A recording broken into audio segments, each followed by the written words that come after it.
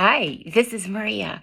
My video just shut down during the middle of number 9. And so I just, rather than do 9A and 9B, I'm going to this will be number 10, and maybe it's Mercury retrograde, or I don't know. But anyway, it was just so weird because all of a sudden I was talking and then the camera shut down. Oh my gosh. Anyway, in the last video that I was doing, I was trying to explain in a concise manner some of the litigation that I've been experiencing and that others experience as well, and how it's used in order to really destroy people's lives. And so anyway, I was trying to give you an explanation because I know it can get a little complicated, but it's really very simple. And so I cut it down into maybe 6 or so major trials. Yeah, can you even imagine anyone having 6 or so major trials? Oh my gosh. But anyway, I wanted to give you a peek into kind of the machinations that were going on. And the last one, I was in the middle of talking about the bankruptcy that I had to file, that my attorneys recommended I file in order to erase the bogus $10 million defamation judgment that was the judgment was based on a letter that I didn't write because they didn't allow the letter I did write into evidence. And so my ex-husband submitted another letter, and it was not a letter that went out to anyone. And so there was no defamation in it. And the letter I wrote was clearly about my experience and what I had been told and my beliefs and things like that. And it, again, as I mentioned in the last video, it really is a matter of when we are threatened and when our lives are in danger, and we absolutely believe that. Because we've been actually told that, and we have been experiencing the insanity around us. We need to stand up, and we need to explain ourselves, and we need to take heed. Because, as I said, I had spoken to law enforcement, and they said, yes, there are way too many poisonings that most people think are heart attacks. Also, more women whose lives are in danger need to stand up and explain their situations, because keeping everything hush hush only empowers the abusers, only empowers those who have threatened us. And so it's time, as I said with the Why Me movement, it's time that we tell the truth. Because I know as women, we've been taught to not make a big issue of things, and just kind of to swallow it, and just carry on and protect our children and protect our families and protect the image and everything else, the facade. And yet, that is highly, highly detrimental to our mental and emotional well-being. And so the judge, actually, in the bankruptcy, had said she would erase the judgment if, in fact, she believed that I was afraid. And so I wasn't sure well, anyway, I'll explain to you, because she did say in her ruling that she wasn't convinced that I was afraid of the ex, based on my son's deposition, which was totally contrary to what he had told the divorce judge years ago, which is that I feared for my life, and he feared for his life, and he feared for my life. And so, and then all of a sudden during this trial, he said, no, I never said that. And so I was just explaining in the last video that, in fact, my, wouldn't you know it, my attorney who was driving me to the courthouse said, oh, I'm feeling really ill right now. I think I have the stomach flu, and I think I'm going to vomit. So I don't know what a good job I'm going to do during this trial. And I thought, oh my gosh. And so, as it turned out, he did not read the transcript from the earlier trial that contradicted this deposition, this most recent deposition. And he said he was too ill to read it to the judge. And the judge basically said something in her ruling. It was a 2-day trial. And she said the bottom line was that she didn't believe me. And she said something to the effect that, oh, she probably wasn't afraid because he didn't kill her anyway. She's sitting right here. And of course, those aren't her exact words because it's been, 10 years now, but something to that effect. And again, I wasn't sure if she didn't believe that he threatened me, or she didn't believe that I was afraid of what that he might carry out his threats. So in any event, I lost, as I did in every other trial, and even little trials. From the divorce to the order of protection.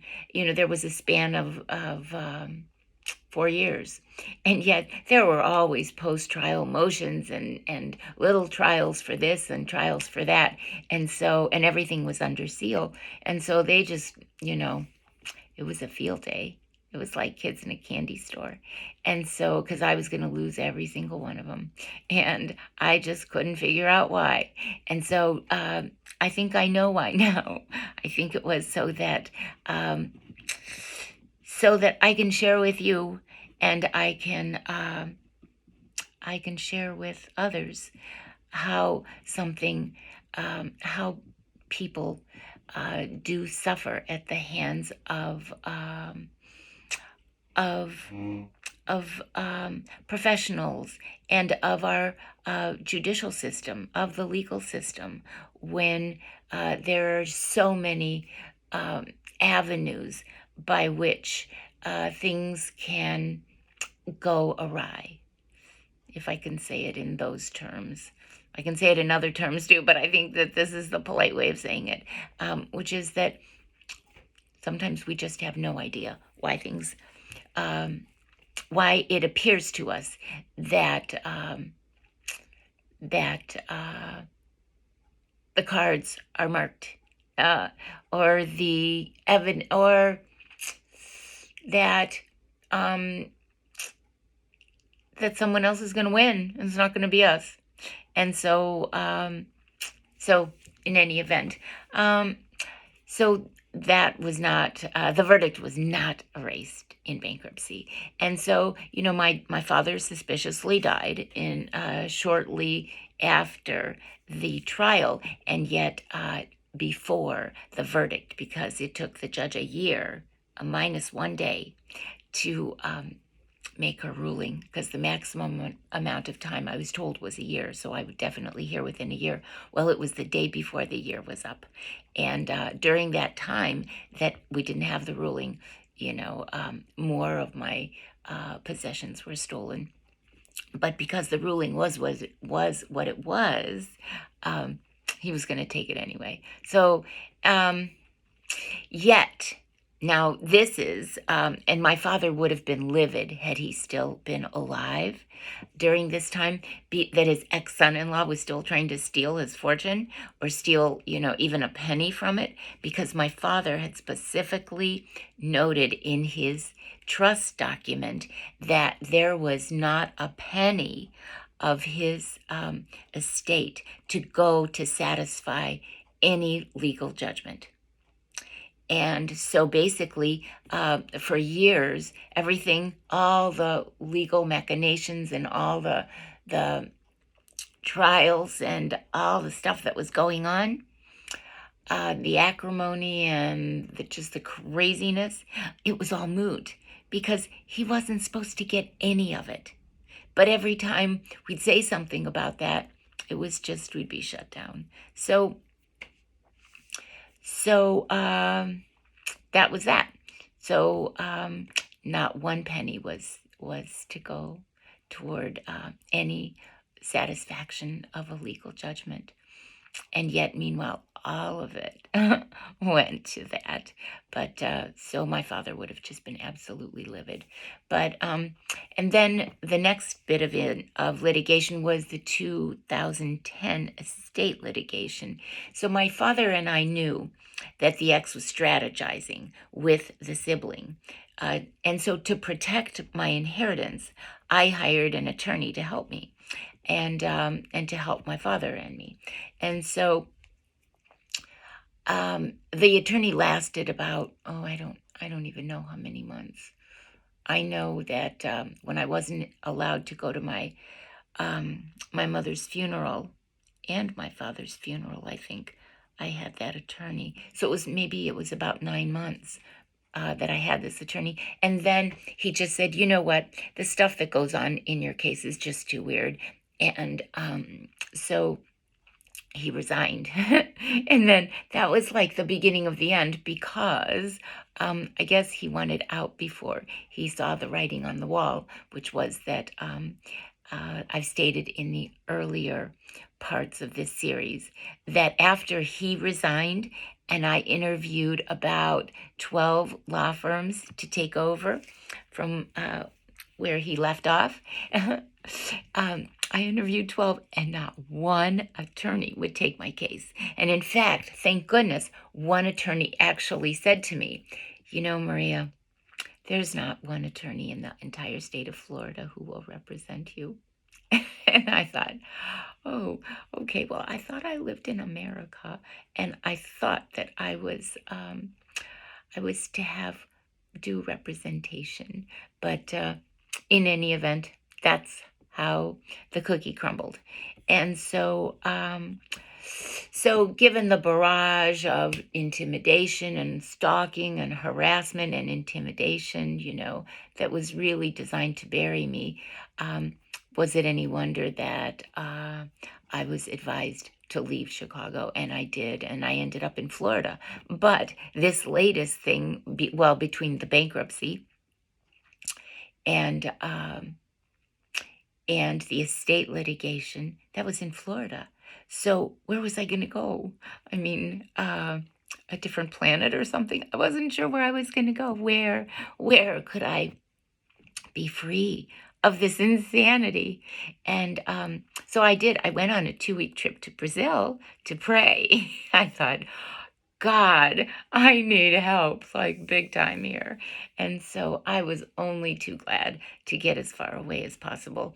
And it was clear that while I was away, that whether I was away or whether I was still in Florida, that my family was going to steal my possessions and my homes. And so whether they'd physically, remove me from my own home or whether they would just take it when I was, whether they changed the locks as they did, if I went to the grocery store, they changed the locks while I was out of the country.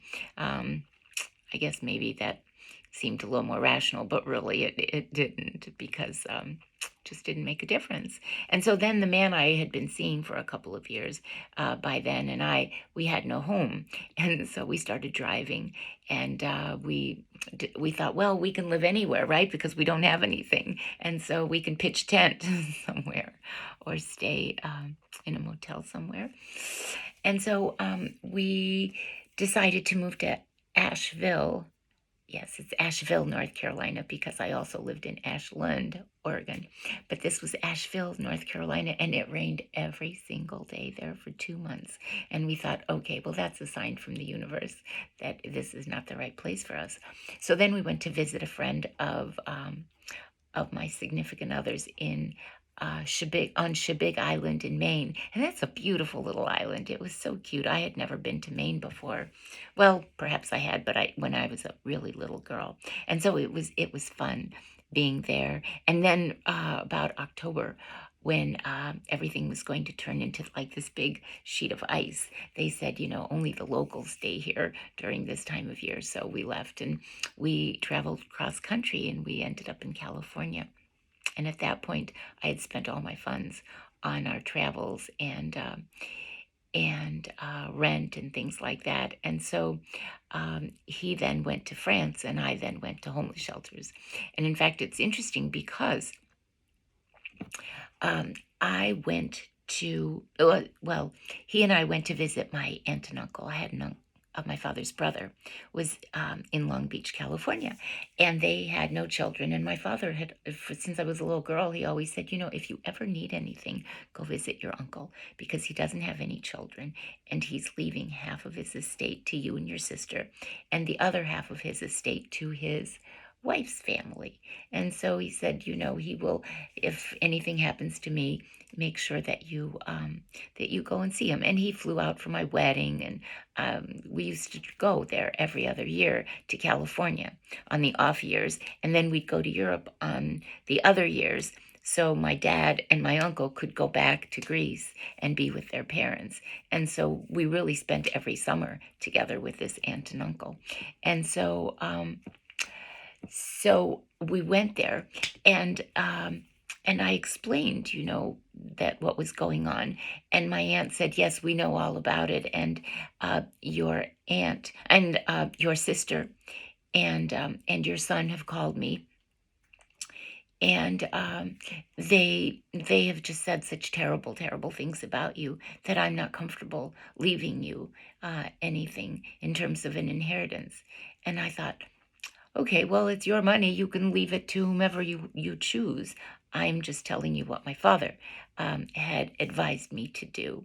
And so that was the end of that. And so, malicious gossip and now there's defamation, right? And lying and gossiping and just totally uh, just prevaricating. It's just one lie after another, and these must have been horrific lies, because I can't even imagine um, anyone saying something so horrible that the aunt and uncle that you had spent like every summer with while you were growing up, and you know used to speak to on the phone, and you loved very much. And so I can't imagine that they would just say, "I took your sister's word for it. Of course, she stole everything from you, but she said not to give it to you," and that, Um, so I guess she got that all too. And so I don't know what my son said, but in any event, I also saw that my son on the internet, who had moved to London, took on an alias, and his initials are PG. And so I saw that there was someone as part of my family who was listed as PG Scott. And I thought, oh, that's very interesting, because by this time I knew that my ex-husband had died and his name was Scott. And so I thought, oh, this is PG, my son, Peter George, representing himself as Scott George. And so I wasn't sure what that even meant. I didn't understand really what that meant. And then I saw that, in fact, PG Scott, or no, I guess it was my ex, was an employee of a financial firm on Wacker Drive in Chicago. And I thought, how weird. And they had pictures of all the other men, but they didn't have his picture, because it was well after I had heard that he had passed. Um, so I think this was in 2020 that I noticed. I think it was 2020 anyway, because prior to that time I wasn't sure that whether or not he had passed or not. But anyway, so it appears that there are several people that are kind of in on this, kind of hiding his identity, or having my son now take on his identity. I don't know. I just think it's very weird, unless it was all designed to just keep me from getting my Social Security survivor benefits, because I can't come up with a death certificate because no one can find Scott George is dead. And so I guess maybe I don't really know. Honestly, I am telling you the honest to God truth. I have no idea why some of this stuff transpired as it did. Truly, I don't. And to tell you the truth, I am just the tip of the iceberg in terms of who my ex-husband went after. So I can take it personally, and yet I don't take it personally, because there were a lot of people that he had issues with, and there were a lot of things that he wanted in his life, and there were a lot of things that irritated him, and so he was a very angry person, and he was hiding his sexuality, and he my heart goes out to anyone who has that kind of a predicament, because if you're if you are not comfortable in your own skin, that must be a terrible, terrible situation. And so, yes, my heart goes out to all of us on planet Earth because we all have issues. And um, so we need to forgive ourselves for um, all the self-blame and how we castigate ourselves when the truth of the matter is we should be loving ourselves, because that's really what this whole exercise on planet Earth is about. At least that's from my perspective. And so, he would laugh at other people's pain. And I can give you an example that was very, very disconcerting to me, if not absolutely horrifically painful. Um, and it happened this is a long time ago, but it happened while I was driving nursery school carpool. I had my children in my car, and I stopped to pick up this little girl that I was going to put in my car and take to nursery school along with my own children. And as I'm standing on this porch, most little girls come out and they just get in the car, or you help them in the car. But this one I had to get out and knock on the door, ring the doorbell, and then she would kind of saunter out, and we'd go in the car, and I'd drive her to school. Anyway, as I'm standing on the porch ringing the doorbell for nursery school carpool, all of a sudden, I'm standing there, and it's a beautiful, bright, sunny day in May, and I am drenched. And I'm thinking, I'm drenched. How can this be? Oh, wait, something is weird with this phone. I just want to. Okay.